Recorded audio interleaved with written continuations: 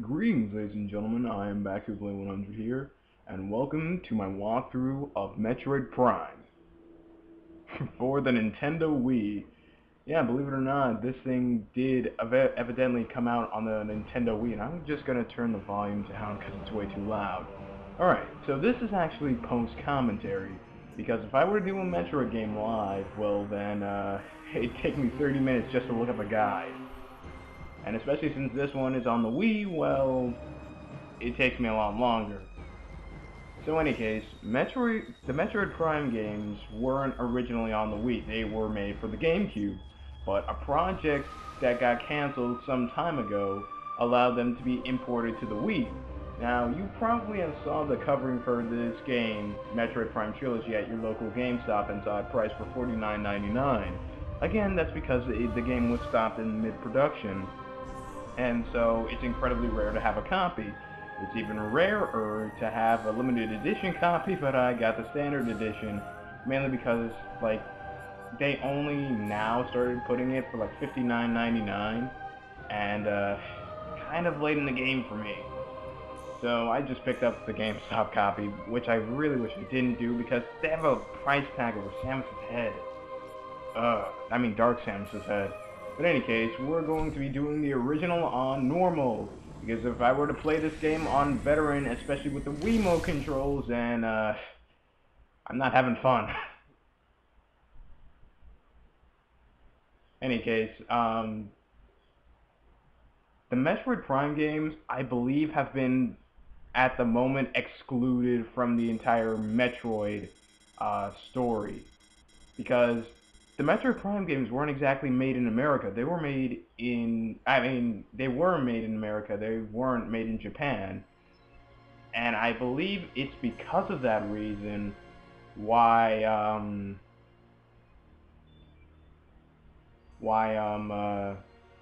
it's been excluded. Because Japanese audience, Nintendo of Japan, I'm sorry, I can't talk today, kind of got jealous that Americans made a pretty good game. For once, instead of just importing it from Japan.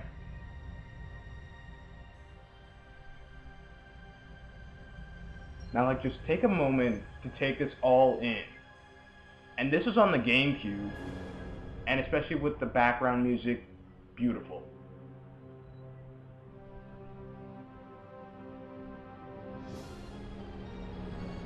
And there she is. Yes, Samus is a girl.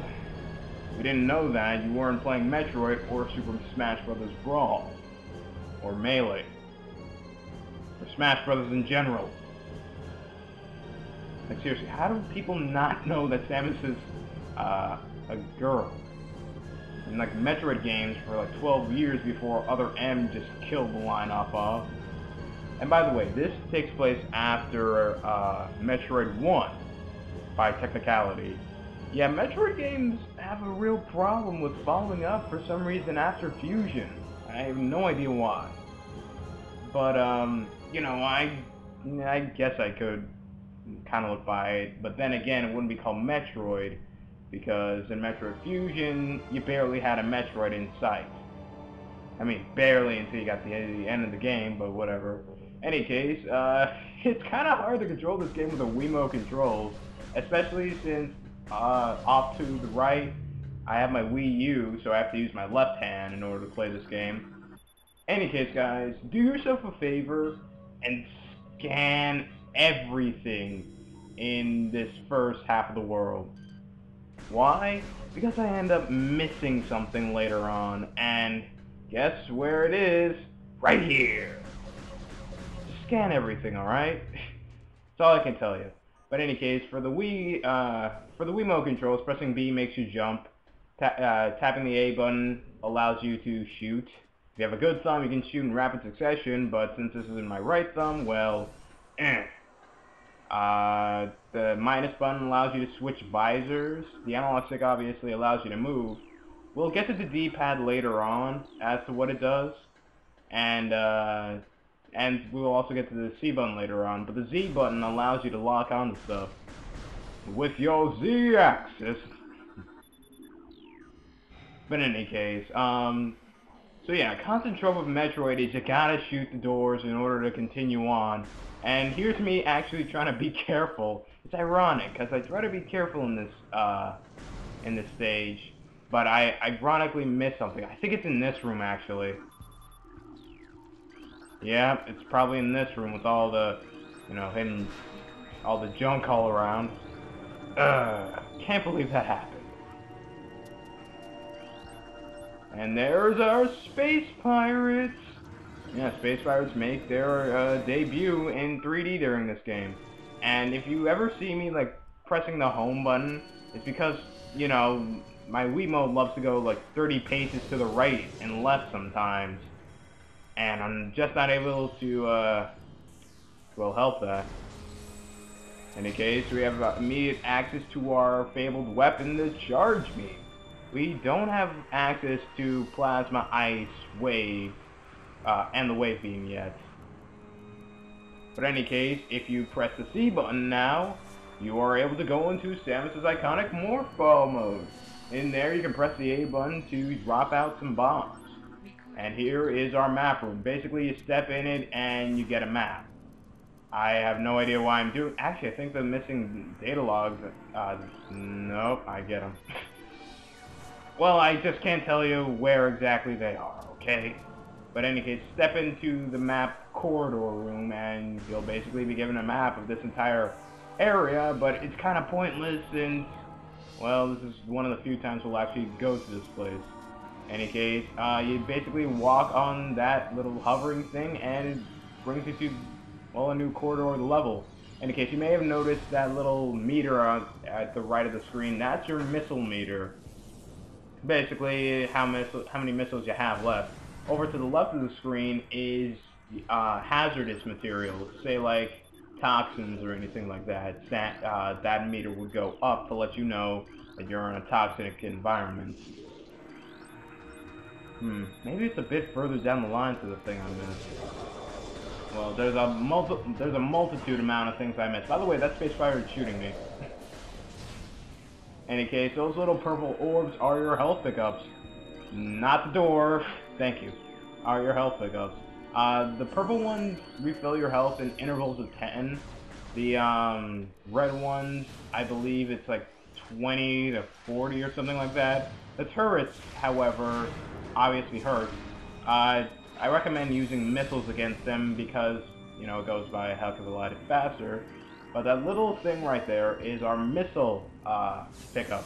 Well, not pickup, more like munitions.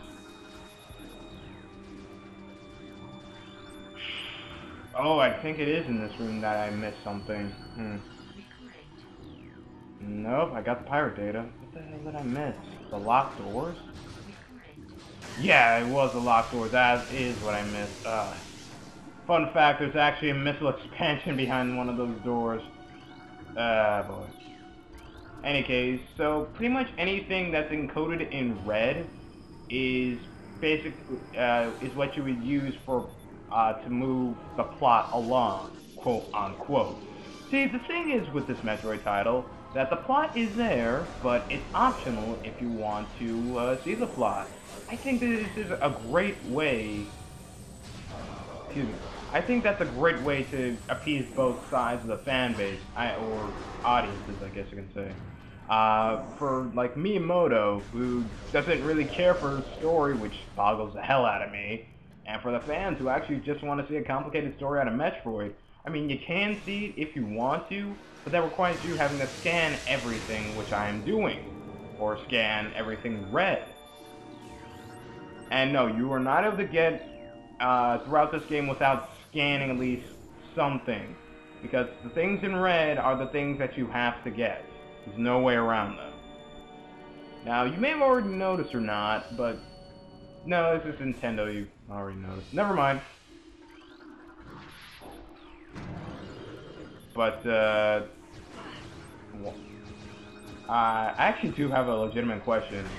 Why are the space pirates the only thing? Okay, well, yeah, why are the space pirates the only thing Samus fights out here in the galaxy, Cosmos place?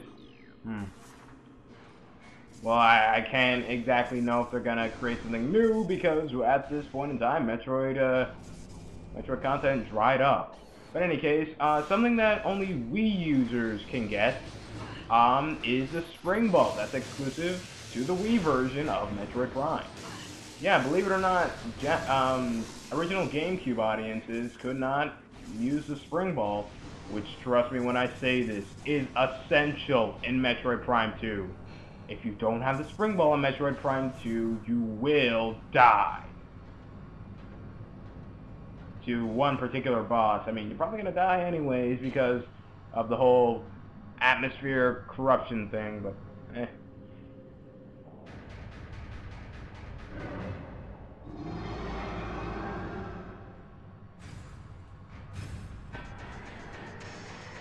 Freaking love this theme. This boss is the Parasite Queen.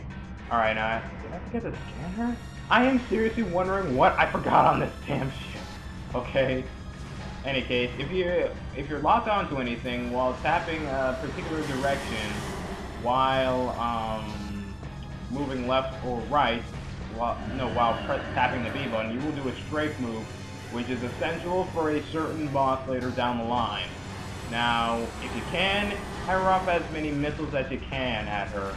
The Parasite Queen is not a hard first boss, and even when you don't have missiles, you still got the charge beam. Oh no, I get her. Okay. Well, you still have the charge beam, which is not as powerful as your missiles, but it still packs a wall. And no, there aren't any upgrades to get for your charge beam, and well, technically there are, but there's nothing to make it. Okay, never mind. It technically is. So what I've been saying is completely moot. By the way, I know people who took them an hour to beat that boss. I beat it in like 2 to 3 minutes. With the charge beam. So, suck it.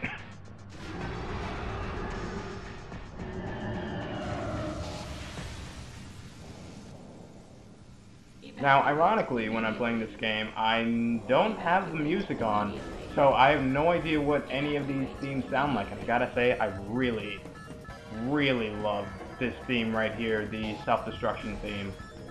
Really catchy. But in any case, yeah, we're kind of doing this a bit early. If you're not a Metroid aficionado, you know that the self-destruction thingamahoosit always comes at the end of the game. Yet here it is. But in any case, this self-destruction time limit is actually pretty damn generous in terms of Metroid. Usually it's like 3 or so minutes. Oh, and that guy just blew himself up. That's great.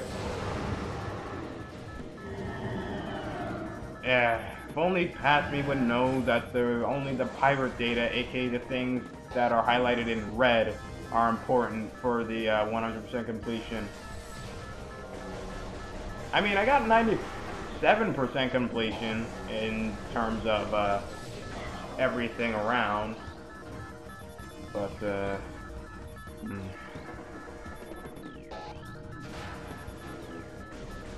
yeah, kind of overshot that one. Oh boy. But in any case, you may be wondering if Samus is, well, named Samus, where the hell do the Metroids fit into all this? I mean, the game is called Metroid, for Pete's sake. Well, play the game and find out. No, or you can watch my walkthrough, because they will show up eventually. But ironically, Metroid, was it Alien? Damn it. I think it was Alien. It's based off one of the Alien Predation movies that came out, and where, you know, the main female protagonist, you know, doesn't talk. Just moves around kicking ass and so on and so forth. Then again, and you know, Ridley Scott, you know, man. I know a lot of kids today won't know who Ridley Scott is, but I'm pretty sure you can just, you know, go to Wikipedia or something and bam, Ridley Scott. And Ridley Scott's about to sue someone. I have no idea what you're talking about. That was the most obligatory reference I'll ever make on this channel. Or any channel.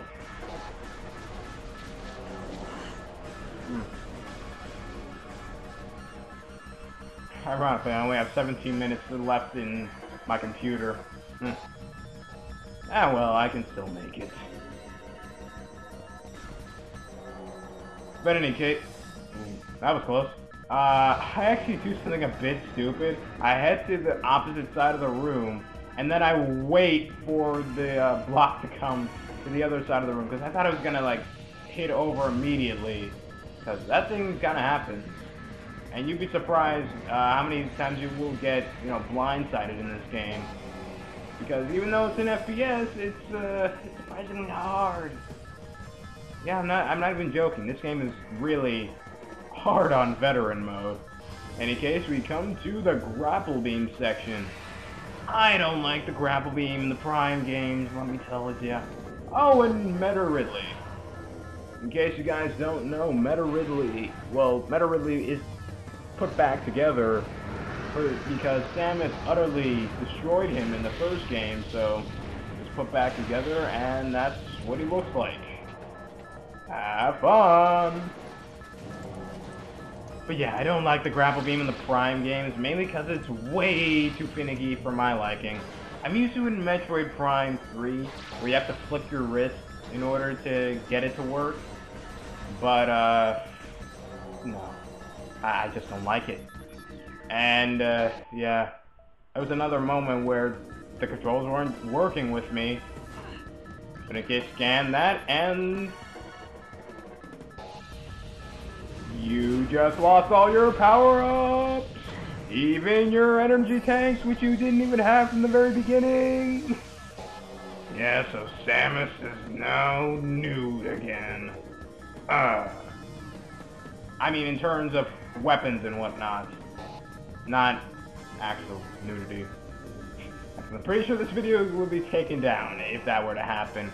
But Samus, she lost everything. She lost the Morph Ball, not the Spring Ball though.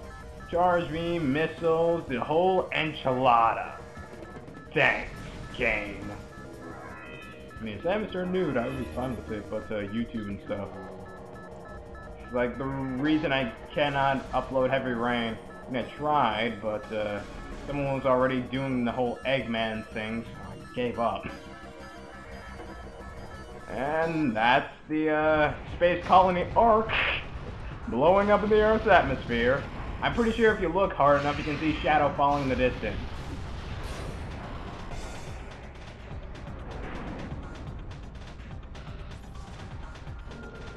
For the future! I don't know, that came out of nowhere.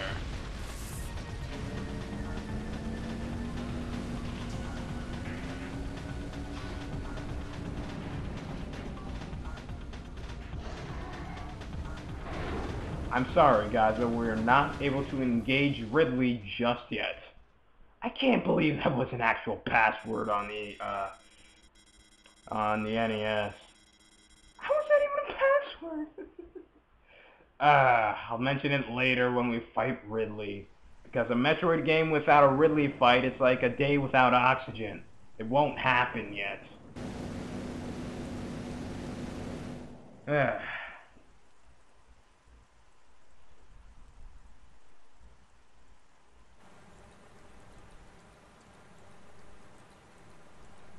You know, and I kind of wish that, you know, someone's like having a picnic and whatnot, Samus lands right on top of him, and a nuclear bomb goes off.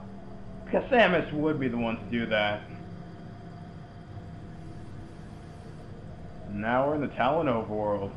I give it 8 hours before this place is blown to bits. But till next time, guys, I am back as a Ninja signing out. Please subscribe, like, and comment, and stay tuned for more. Bye, guys.